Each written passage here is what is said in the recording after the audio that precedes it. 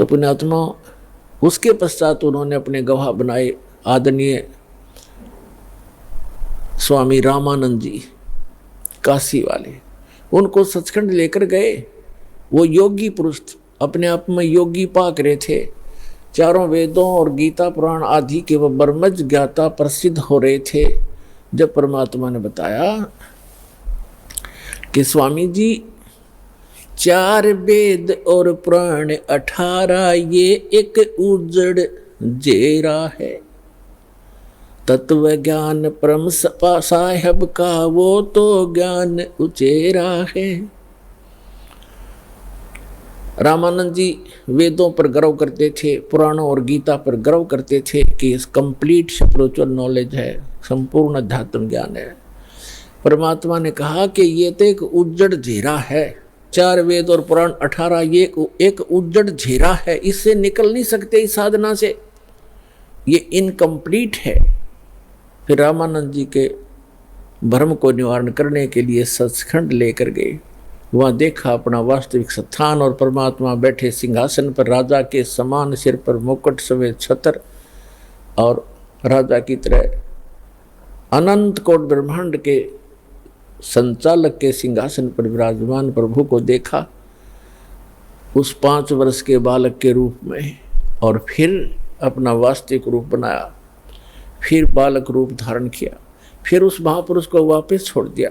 तब स्वामी रामानंद जी ने कहा था कि 2 ठोर है एक तू, 2 ठोर, वहाँ भी आप हो यहाँ भी आप हो, 2 ठोर है एक तू भया एक से 2, और गरीबदास हम कारणे आए हो मगजो।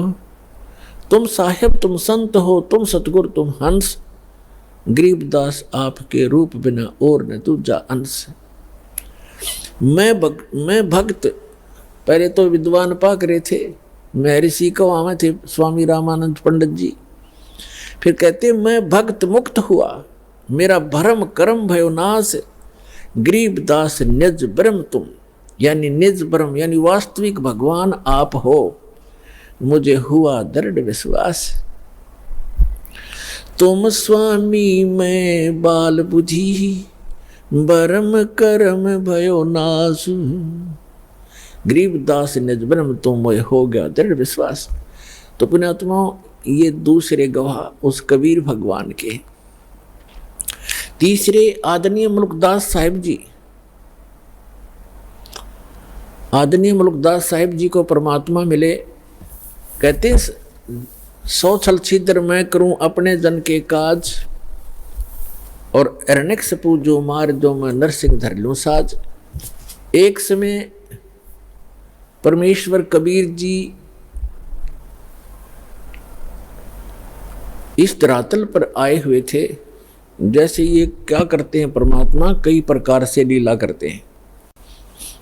ये 3 सतिथि में रह कर के अपने सभी ब्रह्मांडों को चलाते हैं, सब जीवों की संभाल करते हैं। एक सतिथि में ये सतलोक में रहते हैं अपने ओरिजिनल, अपने ही अन्य रूप में, और दूसरी सतिथि में वो क्या करते हैं, प्रत्येक युग में एक बालक रूप धारण करके और किसी सरोवर में कमल के फूल के ऊपर आकर विराजमान होते हैं, जिस कारण से वो नारायण कहलाते हैं। नार माने जल, आयन माने उस पर आकर निवास करने वाला, इसलिए सत्यनारायण कहलाते हैं। सत्यनारायण माने अविनाशी परमात्मा। धीरे धीरे बड़े होते हैं, उनको निसंतान दंपत्ति उठा ले जाते हैं। वहाँ लीला में तरीके से बालक की तरह बिल्कुल एक जन साधारण की भूमिका करते हैं। कोई भ्रम में कहता है कि ये कोई कहीं मिला होगा, कोई डाल गया होगा, जैसे भी अटकलबाजी चलती रहती, चलती रहो, सच्चाई कुछ अन्य ही होती है। जिस कारण से वो परमात्मा धीरे धीरे बड़े होते हैं, छोटी ही उम्र में, छोटी आयु में ही बड़े बड़े विद्वानों के छक्के छुड़ा देते हैं आध्यात्म मार्ग में, और विनम्र रहते हैं, एक पूरी मर्यादा निभाते हैं जो एक भक्त संत को मर्यादा में रह के भक्ति करनी चाहिए।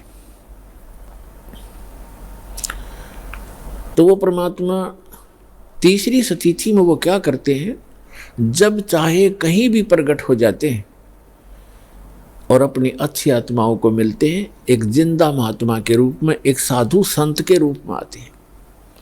तो कलयुग में जिन भी महापुरुषों को वो तीसरी सतिथि में मिले हैं, उनमें से आदरणीय धर्मदास साहिब जी, आदरणीय मलुकदास साहिब जी, आदरणीय नानक साहिब जी, आदरणीय दादू साहिब जी, आदरणीय गरीबदास साहिब जी, गांव छुड़ानी, जिला झज्जर वाले, आदरणीय घीसा दास जी, गांव खेखड़ा, जिला मेरठ, उत्तर प्रदेश वाले।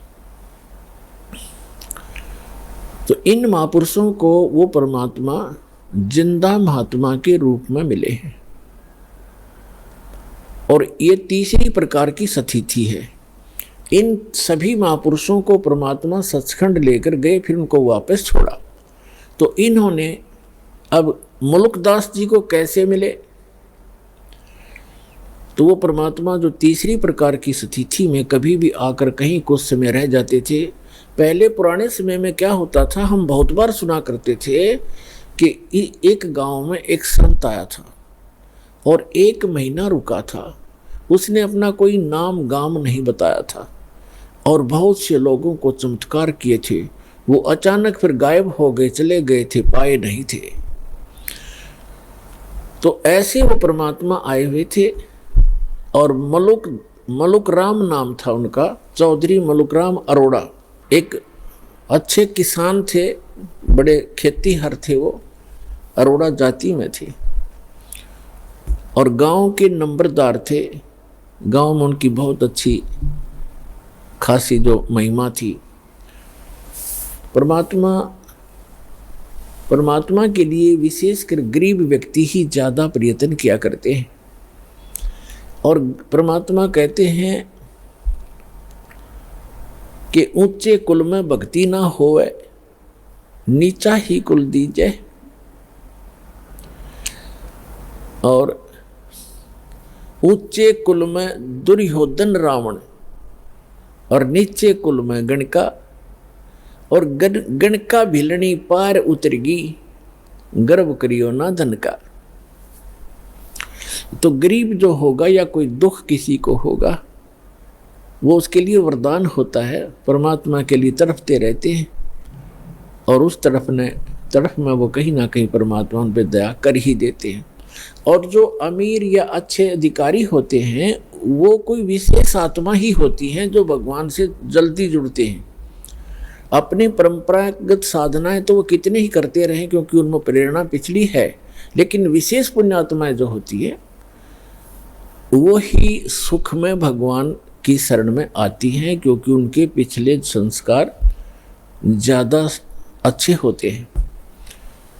तो गरीब व्यक्तियों के घर में परमात्मा एक गांव में गए, उनके शिष्य थे, जब वो तीसरी सतिथि में साधु संत रूप में प्रकट थे। तो भक्त परमात्मा जब गुरुजी आते हैं, गुरुजी के सत्कार में समर्पित हो जाते हैं। परमेश्वर एक के घर सत्संग करने गए, अगले दिन शाम ने दूसरे ने प्रार्थना की, भगवान कल हमारे घर करना।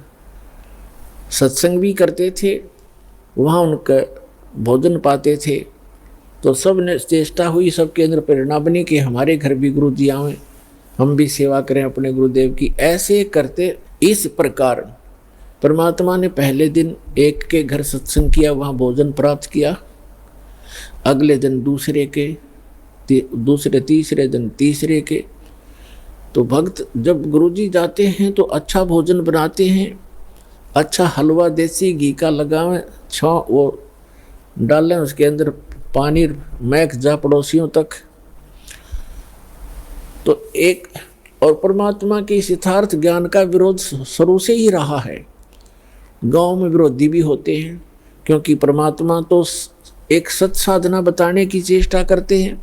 उस समय भ्रमित समाज वो साधनाएं कर रहा होता है जो उनको कोई सुख नहीं दे सकता। और परमात्मा चाहते हैं कि सभी मेरे बच्चे सत्साधना करें और मेरे पास पहुंच जाएं वापस, इनको फिर से वहाँ सुखी कर दूं। तो हम काल के द्वारा भ्रमित अपने ही भगवान के विरोधी बन जाते हैं। कुछ एक पड़ोसियों ने जाकर के उस नंबरदार मुल्कराम चौधरी अरोड़ा जी से कहा, जी गांव में एक ठग आया हुआ है और गरीब व्यक्तियों को लूट रहा है, रोज अच्छे माल खाता है, बढ़िया हलवा बनाते हैं, खीर बनाते हैं और चलते समय पूजा लेकर जाता है।